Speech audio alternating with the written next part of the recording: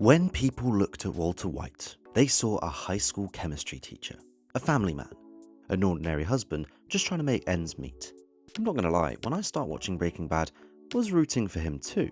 In my defense, he was an ordinary citizen, a father, a husband, and a chemistry teacher who'd just been diagnosed with cancer and had a few months to live. But beneath the khakis and Clark Kent glasses, there was something else. Something darker, because Walter White wasn't just cooking meth. He was killing to survive. Some figured it out too late. Some couldn't believe it even when the truth was staring them right in the face. And a select few? They knew exactly what he was and had to decide whether to keep his secret or risk becoming his next problem. So let's break it down. Who knew Walter White was a killer?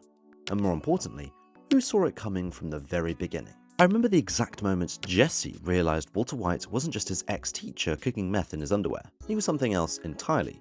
A liar, a manipulator, and worst of all, a killer. See, Jesse always looked up to Walt. He considered him a mentor, called him Mr. White. Mr. White. And somehow, despite watching this man dissolve 2 bodies in a bathtub, still thought he had his best interests at heart.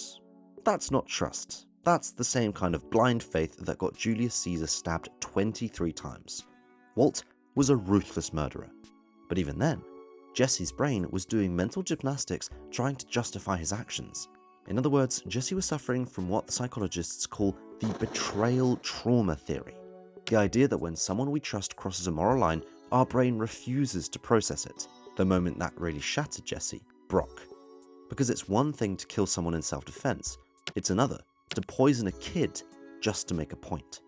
That's when Jesse stopped seeing Mr. White as his messed up kind of sort of father figure and started to see him for what he really was, a man who would do anything to win. Walt's move of poisoning Brock was straight out of Machiavelli's playbook. Until then, Jesse wanted to believe Walt was still the guy who saved him from the cartel, but deep down he knew.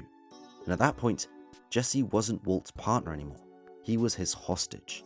It was less business partner and more Stockholm Syndrome with extra steps. Walt was not only dangerous, he was inevitable. And Jesse knew that if he didn't fall in line, he wasn't just getting out of the business, he was getting buried. The sad part is that even after knowing everything, he couldn't save himself from Walt's betrayal. Right before handing Jesse to Jack Walker's gang, Walt confessed to his crime. I watched Jane die. Jesse was the first to see Walter White for what he truly was. But Skylar was the one who had to live with him. At first, she thought something was off. Walt was acting weird, staying out late, hiding his phone. Classic midlife crisis behavior. Maybe he was having an affair. Maybe he was worried about his health. She never imagined the truth was much, much worse. By the time Skylar figured it out, it wasn't just that Walt was making meth, he was killing for it. And before she could realize it, she was already in too deep. I can't help but look at Skylar's situation as a perfect example of the sunk cost fallacy. The idea that when you've invested too much into something, you convince yourself that you have to keep going, even when it's clearly a disaster. At first, she tried to fight back. She gave him the silent treatment. She pushed him away. But then, slowly, she started playing along. Because what else could she do? Call the cops? Report her husband and destroy their family? It was like being on the Titanic after hitting the iceberg. She knew things were going down, but turning back wasn't an option anymore. Except instead of lifeboats, she had Saul Goodman cracking jokes and a pile of cash she couldn't deposit without raising eyebrows. At some point, she stopped resisting and started laundering his money. However, her breaking point came when Walt told her, I am the danger. That was the moment Skylar realized. Walt wasn't just in the drug business, he was the business. That was it. That was when Skylar realized she wasn't married to the man she once knew. She was living with Heisenberg, the new king of the drug trade. By then, it wasn't about stopping him, it was about surviving him. Skylar might have been trapped in Walt's world, but Saul saw the storm coming and made sure he had an escape plan. From the moment he met Walter White, Saul Goodman knew he was dealing with someone dangerous. Not just a criminal, an unpredictable one. Most of Saul's clients were small-time crooks, guys who need a lawyer to talk their way out of trouble. Walt? Well, Walt was the trouble. At first, Saul thought he was just dealing with another desperate idiot trying to make a quick buck. But when bodies started dropping, things changed. And he knew it was only a matter of time before Walt turned on him too. Saul wasn't about to be the next guest star on Unsolved Mysteries Albuquerque edition. He knew one thing for certain. Sticking with Walter White was a death sentence. But while things were different for Skylar, Saul's brain had flipped into full survival mode. The fight or flight response isn't just about running from danger, it's about knowing when to disappear before the danger even arrives. So when things got bad, he did what he did best. Lawyered up, cashed out, and got the hell out of Dodge. Saul didn't need a moral compass. He needed a map to the nearest vacuum repair store, because Saul Goodman knew exactly who Walter White was. He knew enough to know one thing: you don't stick around to watch a bomb go off. However, Saul Goodman was one of the very few lucky people who got to know Walt's world and then survived to tell the tale. One of the unfortunate ones was Mike Ehrmantraut. From the moment Walter White entered the game, Mike Ehrmantraut had him figured out. He wasn't fooled by the mild-mannered chemistry teacher routine. He saw through the fake humility, the nervous stammering, because underneath all that, he knew exactly what Walt was. Mike had spent his entire life dealing with guys like him, small men with big egos, desperate to prove they were smarter than everyone else. And, in Mike's experience, those were the ones who got people killed. At first, Mike treated Walt like a reckless liability, one he had to manage. He cleaned up his messes, kept Jesse in check, and tried to keep the business from spiraling out of control. But the moment Walt killed Gus, Mike knew exactly what kind of monster he'd created. This wasn't just about power anymore. This was about survival. Mike knew Walt was dangerous, the same way a soldier knows when an unstable leader is about to start a war. He watched him lie, manipulate, and turn people against each other. And when Walt finally made his move against him, Mike wasn't even surprised. The tragedy, however, is that Mike was one of the few people who saw Walt's true nature from day one, and yet couldn't prepare himself for what was coming. And that's what bothers me.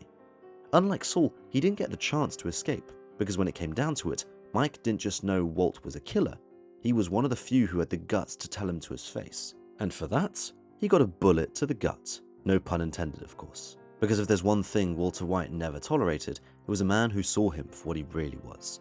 That's when his ego was hurt. Mike saw through Walter White from the start.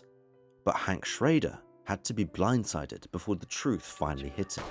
Hank spent years hunting the elusive Eisenberg, chasing a phantom through the streets of Albuquerque, convinced he was tracking some ruthless underworld kingpin. Meanwhile, the man behind it all was sitting across from him at family dinners, passing the mashed potatoes. That's the thing about Hank. He never even considered Walt as a suspect. I mean, why would he? Walt was his brother-in-law, a boring chemistry teacher, the guy who couldn't even fix his own garbage disposal. Hank thought he was the smartest guy in the room, but Walt was playing a different game entirely.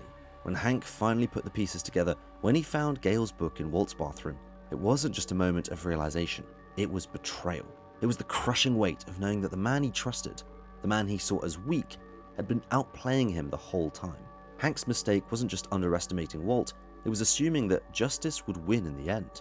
Walt didn't fight fair. By the time Hank tried to take him down, Walt had already built his empire, manipulated the system, and had an army at his disposal. But when it came down to the final standoff in the desert, Walt did everything he could to save Hank. Because if there's one thing that Walt ever seemed to care about, He's family. he begged Jack not to pull the trigger. Don't kill him. Back it up. Don't Come kill on, him. come on. Don't kill him. He offered him all the money he had. I have money. I have money. But Hank knew something Walt didn't. Men like Jack didn't do favors. That was the moment Hank accepted his fate.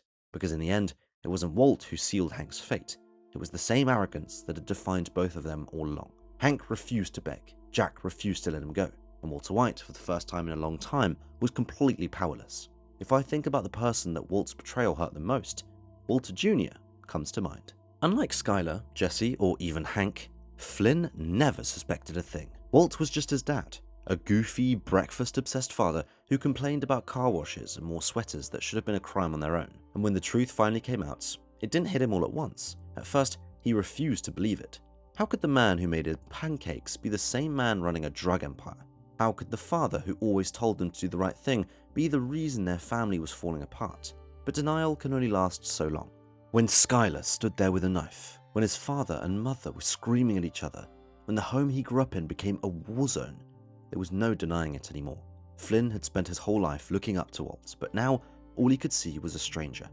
And when it finally clicked, he didn't hesitate. He didn't justify it. He rejected it outright. While Skylar tried to survive Walt and Jesse tried to escape him, Flynn did what no one else could. He cut him off completely. This was Flynn's fight or flight response in action. Except he didn't run, and he didn't fight. He chose something even harder: letting go. For him, Walt wasn't a tragic figure, a fallen man, or a criminal without a cause. He was a monster. And in the end, Flynn didn't just lose his father. He made sure the world knew who Walter White really was. He made his choice the second he knew the truth, and he never looked back.